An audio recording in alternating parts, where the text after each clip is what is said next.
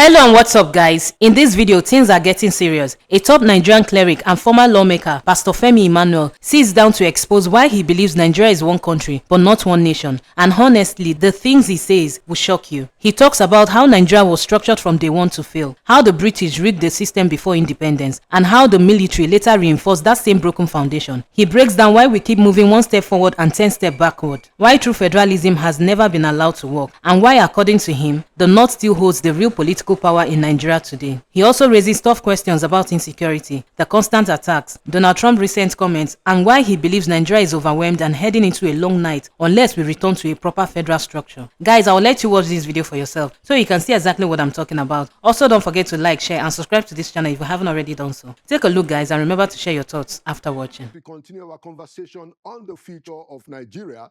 I have an eminent Nigerian cleric who has also had significant involvement in Nigeria's politics. He is the General Overseer of Living Spring Chapel International. He's also the host of Turning Point Global, an online church that has members from over 100 nations, and is currently the National Director in charge of politics and governance in the PFN. I'd like to welcome the former Deputy Speaker of Oyo State House of Assembly, Pastor Femi Emmanuel. Pastor, you are welcome to Inside Sources. Thank you very much, Lalo. This is a wonder. I appreciate what you are doing here. Thank you so much. Thank you so much. So since it's your first time on Inside Sources, I'm going to ask you my custom question. If you look at where Nigeria is today, do you think that we are heading in the direction of that greatness that many of us believe is the destiny of our country? Not at all. We are heading in the wrong direction. We are taking one step forward and 10 steps backward. We are not heading in the right direction at all. This was not the dream of the forefathers of Nigeria. So what do you think is wrong with the direction that we are taking now, and what can we do to fix it? Our problem as a country is foundational. Nigeria problem is foundational, is fundamental. The scripture says, if the foundation is wrong, what can the righteous do? Nigeria was structured to fail ab initio from the British colonial masters. I always ask people, Google and search for Mr. Harold Smith's confession on Nigeria. I'm sure you must have also done that before. Yes. That old man who said his conscience can't let him rest and go to his grave, and confess how the British colonial master mandated the British officers that were here, and he was one of them, to make sure that the power, now two things, the census was corrupted, manipulated, and given the largest population to the north, and that the headship, the election of 1959, prior to the independence, should go to the north. It was a special directive from the Home Office. So from the beginning, the country was handed over to the north. And that is the basis of our problem. And if you go back to history, the founding fathers, Chief Obafemi Awolowo of blessed memory, Dr. Nnamdi Azikiwe, and Sir Ahmadu Bello. You know, Nigeria was a negotiated country. And what was negotiated was a federal structure. Even then, Chief Obafemi Awolowo said his statement is evergreen statement, and Nigeria is a mere geographical expression. And Dr. Nnamdi Azikiwe said, look, we are the same, we could run together. And you remember what Sir Ahmadu Bello said? He said, no, we are not the same. You are an Igbo from the east, a Christian. I am a Fulani, a Muslim from the north. That we are different. We can only manage our differences. It is that differences we mismanage. When the coup of 1966 came and suspended the federal constitution and slammed on us the unitary system, which we are still battling with today. What we call constitution today is not the Nigerian constitution. It is a unitary system, military decree, which we are lying to ourselves about. So the problem of Nigeria is foundational. And until we return to who we were before the military intervention, we will not get ourselves right. Excellent point, Pastor. And I'm very glad that you've also come in touch with what Aaron Smith said.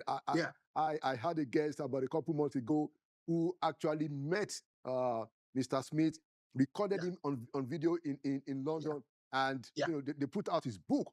So everything that you've said about him is very correct. As a matter of fact, why those Nigerian nationalists were meeting in London, their hotel rooms were booked. They booked their hotel rooms. They were monitoring them. So clearly, you know, so clearly the foundation was very shaky. But even then, we ourselves now, when we took over, we made the situation worse by the breakdown of law and order that led to civil war and then eventual military. So my next question is that, so what are we supposed to do? So now we've been independent for 65 years, Pastor. Yes. You know, so can we still be holding, you know, the British folks responsible for what has happened to us? Mr. Laulu, you and I have just said, once the foundation is wrong, there is nothing you build on it that will stand. We've been independent now for 65 years. If we continue this way for the next 65 years, we will still be like this. When a train derails, it doesn't just go running in the bush. Nothing makes a wrong right until you correct it. That's why I believe that what the patriots are saying, Chief Emeka Yauko and co. That's the way. This one, we are just buying time. We are just frustrating ourselves. We don't trust ourselves. Mr. Laulu, we could be one country, but we are not one nation. Every time I see you and your guests, I see Okimbaloye, I see many of you. Anytime anyone begin to say, we are a nation, I tune off. We are not a nation. We could be a country. I mean, we could agree to live together, which was what the original constitution was all about, federalism. It is good to be together for size, for economy, for military power. But to say that, look, Google, again, I will be asking you to do a lot of Google and find out the meaning of a nation. A nation is a community of people with the same ancestry, the same tradition, the same culture, the same value system, the same vision, the same mission. Laulu, are we that? We were different nations, different kingdoms, before the British came to colonize us and forced us together in an amalgamation of evil. And you know that we were amalgamated for their own commercial purposes. And when the military came, they entrenched that modernization. They entrenched it on us. Don't forget that the military were on us for about 33 years. That's a whole generation. And when you look at the military general, from Murtala Mohammed to late Muhammadu Buhari, to late, not late, to Ibrahim Badamasi, to Abacha, to Absalam Abubakar. Those were the main military powers that ruled over us, apart from the 2.5 years of Obasanjo after the death of and then General Gowon. General Gowon that started it. But you see that after Gowon, all the other, and of course, you know, in the military, it is obeys the last command. And look at those generals I mentioned. They were all Muslim Fulanis from the north. So they took time to entrench Nigeria and gave it to the north. And when I say the north, gave it to the Fulanis. That is the truth. It may be a very hard truth to say, but that is the truth. And if we go to the truth and find out this is our situation, what can we do? Then we will continue to just be in vicious cycle. So Nigeria we have been entrenched in an unending crisis. And if you know the history of the Fulanis, you know, an invasion. Usman Dan Fodio invaded the north, subdued the Hausas. The Hausa is a subdued nation. Now, there is no major city in the north where you don't have an emir. And go and find out, sir, there is no Hausa emir. They are all Fulani emirs. And what is the problem we are having today? This insurgency, this crisis, is it not the headers, the Fulanis, extremists? It is all tied together. We will have peace and have progress if we return to what we were before their intervention. So saying we've been long, why should we keep on blaming the British? It is the foundation they have laid that we are still on. And nothing will make a wrong right until you correct. I agree with you, Pastor. I was trying to say that we have had enough time to fix our problem. That was the point I was trying to make, which is why I will now ask you that. So what should we do? There is no amount. What can we do? What can we do if we don't fix it from the foundation? There is no. I've listened to so many arguments on TV. I just say no. We have to go back. Once you have a foundation, a structural failure, it's different from when one window pane is broken, you change it. Your plumber, the WC is broken, you call the plumber to fix it. But when it's a structural failure, you have to go to the foundation. That's why all these constitutional amendments, you can't amend the lie. We're just wasting time and buying time. You can't amend the lie. I want to ask you, where did we sit down to make Nigeria 36 states with Abuja as the capital? Where did we sit down? The country that was negotiated was 3 regions: the North, the West, the East. 1963, by plebiscite, Midwest came. Where did we sit down and draw the boundary and then gave 19 states to the North, 774 local government, majority to the North, 8,800 ward, majority to the North? Look, there is no bill that can pass in that National Assembly if the North does not say so. Because the North, as we have it today, is the kingmaker. I don't hate the North. I love the Hausas. I love the Fulani, but we must tell the truth. So anybody that is talking about fixing Nigeria, that is overlooking the foundation and is saying, let's just go. It's not possible.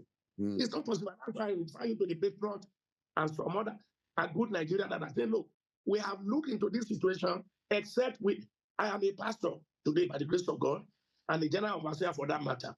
And I can tell you with all honesty that even God Almighty did not make Nigeria one. No, it was the colonial master that forced us together, and the military came and reinforced it. Except we untie ourselves, we are going to be playing. It's going to be a long night.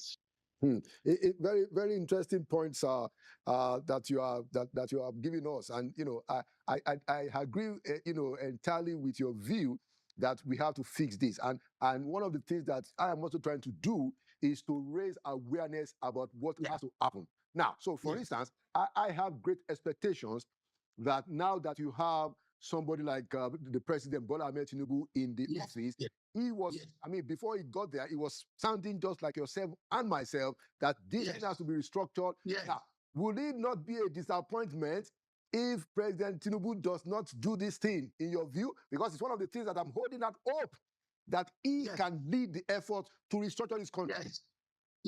President Bola Tinubu, to his credit, before he became president, was a strong advocate of true federalism. That's what he was known for. True federalism.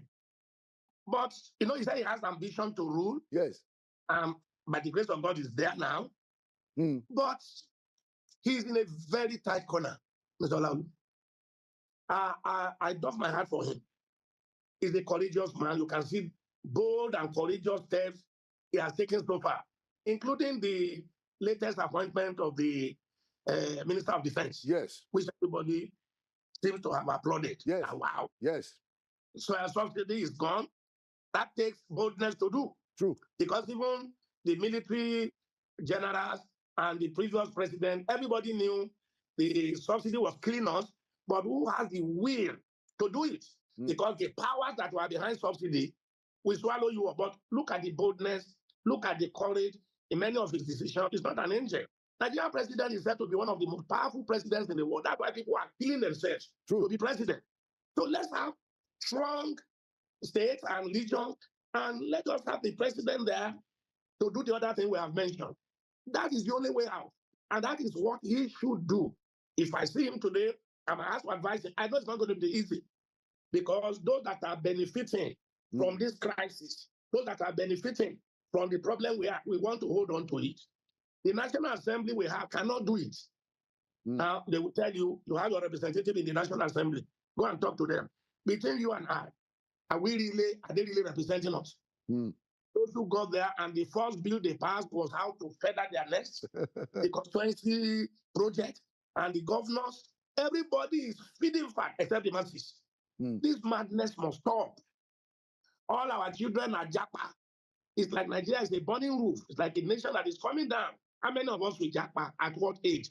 Those who japa, what did they come over there?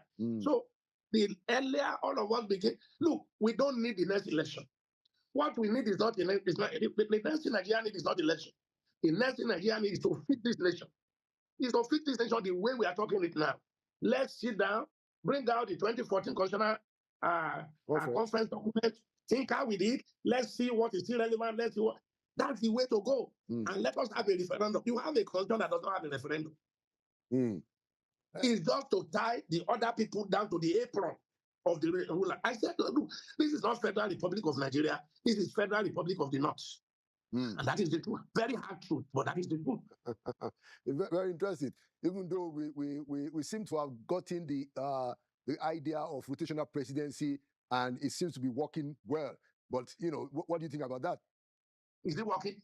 Oh, well, at least it's now the turn of the South. You know, it was the look. I'm not a politician. I've done that 32 years ago. I'm now a leader of men. Look at what happened to PDP. Look at that crisis. If it's working, I mean, there is this gentleman agreement. 8 years in the North, 8 years to the South. The South, yes. And President Muhammad Buhari did 8 years. Yes. So by that gentlemanly agreement, he should go to the South. Yes. Because you saw another man came up and said, I still want to do, which was what brought crisis to PDP. They have not solved that problem till today. That's so how correct. do you say it's not working? It's not working. Because that eight years shift is not it's not in the constitution. It's a gentleman agreement, which he said, look, some people will tell you, as long as you are in Nigeria, you are qualified to vote, which is what is in the constitution.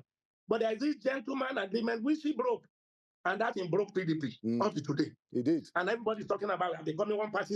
Is it becoming one party state? Things are just happening. I mean, getting worse every day. We can't continue like this.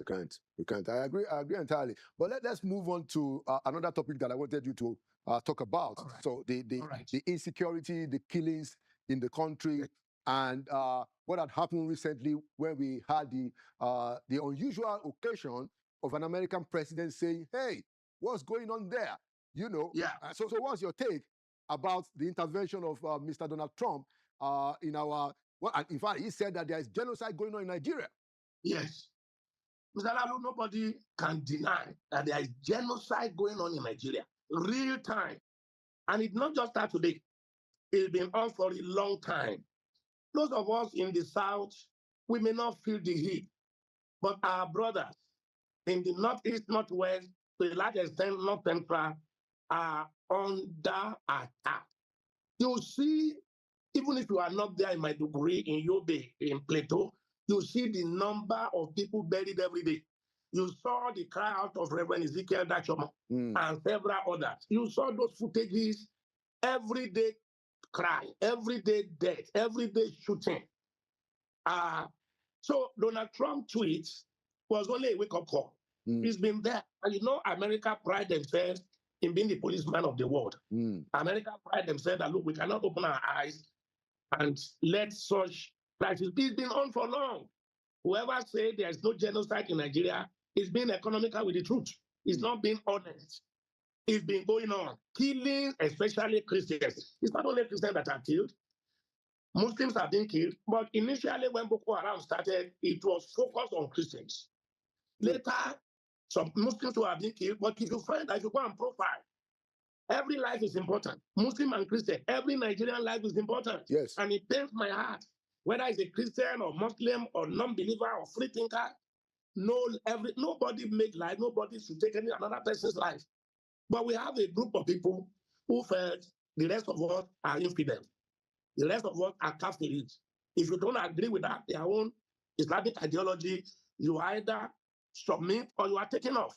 It's been there. So Donald Trump only was saying the obvious. And of course, being an American, being the kind of person he is, we are not going to allow this to continue. I fully agree with them. There are those that are saying, you are a patriotic leader, you are a patriotic Nigerian. If Donald Trump should come, There is no nation American had ever gone that were left the same. And there are a lot of all kind of theories outside there. It's coming for our minerals, it's coming for our oil, it's coming to destabilize us. If I heard him well, President Donald Trump did not say it's coming to take over Nigeria and annex it to America. He did not say it's coming to take over our presidency and remove our president. I didn't hear him say that. He said if Nigerian system or government is not able to face out these killers and stop them, America will not mind coming to fish out these killers, these bloodthirsty killers, these ones that are killing with impunity and nobody is able to restrain them. That America will not open their eyes. Do you know how many thousands have been killed? Thousands. I mean, when we are not in a war. So if I heard him well, he didn't say he's coming to take over our government. He did not say he's coming to take out our president.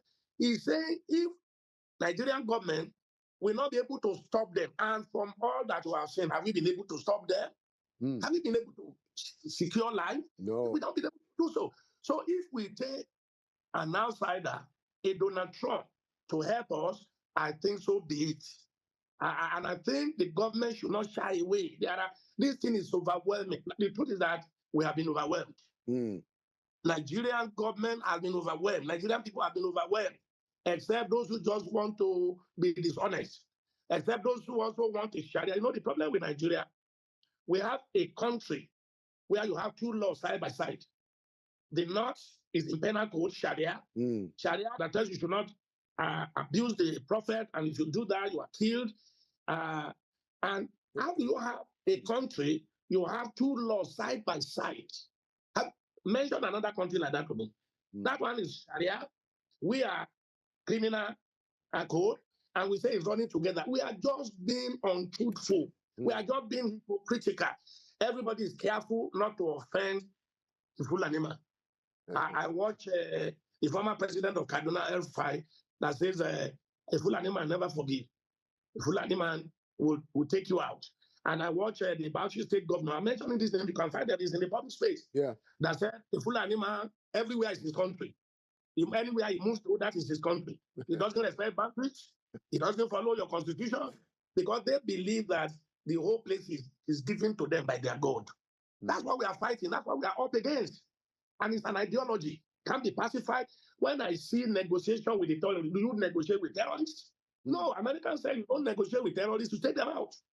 You don't negotiate. It's an ideology. The leaders, why they are on earth, to further the cause of their religion. And except you accept their own religious way of life, you are an infidel. An infidel should be killed. If an infidel is killed, there is reward for them in their paradise. And if they die killing an infidel, there are 7 virgins waiting for them up there. Now, can you think of such a demented orientation? And they believe it. Now, how do you fight a man that is ready to die? So when people say, no, diversity, the beauty of our diversity, I said, diversity with who? With people who want to take over. They are out to take over, brought in from the Sahel region to take over. And they don't believe in democracy. So how do you sit down and discuss with such people? Well, I don't have a problem with them. If that is what they want to do, let's leave them to do it. I watch the Emma of Kano. So are you talking of SLS, Sanusi Lamido? Yes, Sanusi Lamido. I watch him, and he's still in the public place. He said one time, that was when I knew this man will have a problem. He said, if you take Northeast and Northwest as a country, he said it will be the poorest country on earth. And if you take Northeast and Northwest out of Nigeria, in no time, Nigeria will be like Singapore. I said, they will soon go after this man. And you saw what happened. Because anyone that wants to say such a hard truth, and he is the Fulani man, and Emma was a prince then, being vocal, being who he is. And that is the truth. If Sharia, they can't live under a democracy. They don't believe in democracy. They can't live in a democracy. They want to live in a Sharia state. If that is what they want, give it to them. But let the rest of us also live our life. And let us have a way to coordinate at the top. Thank you. Thank you so much. One last question that I wanted to respond to very quickly. So you are the director of politics and governance for the Pentecostal Fellowship of Nigeria. Yes. What ought to be the role of the church, as a religious body a lot of Nigerians, we are religious people, whether Christians or Muslims. Yes, yes. How can the church be an agent of the kind of change that we so desire in our country? Thank you very much. Nigeria is a highly religious country, but highly ungodly. Religiosity and godliness, they are two different things. You talk about the church now, and this is the burden I carry. Look, God took me to politics 32 years ago, 1991, 1992, 1993. I saw that my eyes open. It's like a veil just left to see what Nigerian state is. That is the passion and the burden I carry. What I saw in politics cannot be seen from the pulpit. The church is a sleeping giant. The church does not know the power they have. The power of democracy, the power of democracy is people. People. The church has people. The church has spread. The church has intellectual people. The church even have money. But the church is a sleeping giant. We all grew up as Christians to be told politics is dirty. Politics is evil. Don't go near politics. They will spoil you. If you want to go make heaven, leave politics for politicians. Leave politics for politicians is what has brought us to this level. Next to God's power is political power. Next to God's power is governance. And you say leave politics for politicians. A Yoruba adage says, if you leave the cloth for a madman, he will turn it into shreds. Leave politics for the politician. Politics is dirty. Politics is not dirty, but we have left it in the hand of dirty people. We left it in the hand of corrupt people. And that's why we find ourselves where we are. The church should salvage this nation. We have the population. We have the spread. We have the intellectual capability. We even have the money, but we are politically asleep. And that is the problem the church has. And I keep saying to the church, we have prayed enough. All this, let us pray, let us pray. We will still be praying. But we have prayed to a level that God has answered our prayer. God has answered our prayer in this country. You say how? By giving you, look, a denomination, a political, a Pentecostal church, one in this country, has over 11 million members. Parishes and branches everywhere. Some other churches, I don't want to be mentioning them on air, also have massive. But, the Christian community in Nigeria is an imprisoned community. We, their general overseer, and I'm not counting myself out. We, their general overseer, had imprisoned them. And the church is the shepherd and the sheep. The sheep will never see anything that the shepherd has not made him to see. Especially with the Pentecostal brand. It is we Pentecostals that call our overseer Daddy and Papa and our Lord, and we follow them like a sheep, follow the shepherd. So I call on the general overseer, give a new orientation. Let's tell our members, politics is not evil. That was the mistake of the past. Politics is not evil. In Nigeria, there are two major religions, apart from the traditional religion, Islam and Christianity. Yes. While Christianity believes that there is a separation between the states and the church, the other religion believes that you acquire the governance, the coercive and the economic power of the government to enforce the religion. That's our problem. So the church must wake up. I told the church leaders, I said, can we get a month, just a month, only 1 month, to reorientate our members? Let them know that they have civic responsibility to this country. They are not just there praying and hoping for when Jesus will come the second time. God has already given up. Look, I became a Christian 53 years ago, 1972. I got born again in First Class Gospel Church. Till now, 53 years. Since that 53 years until now, I met the church praying when I got into the church. The church is still praying till today. And I said to you, when you continue to do the same thing the same way and hoping for a different result, that is the definition of madness. Yeah. If you pray for 50-something years, some people have been there before me, 40 years, 30 years, and the thing is deteriorating instead of getting better. Today, something said to you, we are missing something. Now, you can't change the system you are not involved in. So let the church fathers know, unless you are involved. The Bible says we are the salt of the earth. Yeah. You don't put a salt on the shelf to make a difference in what you are cooking. You get involved and it changes the character. Absolutely. The Bible says when the righteous are in power, it is when, not if. So if the church will take themselves away from governance. I am not saying the general overseers to go partisan. I can't go partisan. General overseer cannot go partisans. Our daddies, whose name I don't want to mention it, can't go partisans. But God has given us these people as members, and they submit to us. Let's orientate them. Let's ask them, go back to your street, go back to your ward, and join. Politics is grassroots. And that's another thing. Even non-Christian, there are patriotic. Can I say this? There are patriotic Nigerians. There are Nigerians who won't steal in and outside of church, even from Muslims, even from many Muslims that are not seeing other people as infidel. There are good Nigerians inside this country, outside of this country, who have the passion, who have the intellect, who have the ability, who won't steal, that can fix this nation. But the system we are playing now, we never allow them to emerge. Because the system is a political system. And in Nigeria, democracy is only on paper. Democracy is supposed to be the government of the people, by the people, for the people. That's not in Nigeria. In Nigeria, political parties are owned. This allows you, as brilliant, as cerebral as you are, as civilized as you are. If you want to be a counselor, the smallest, you must have a godfather.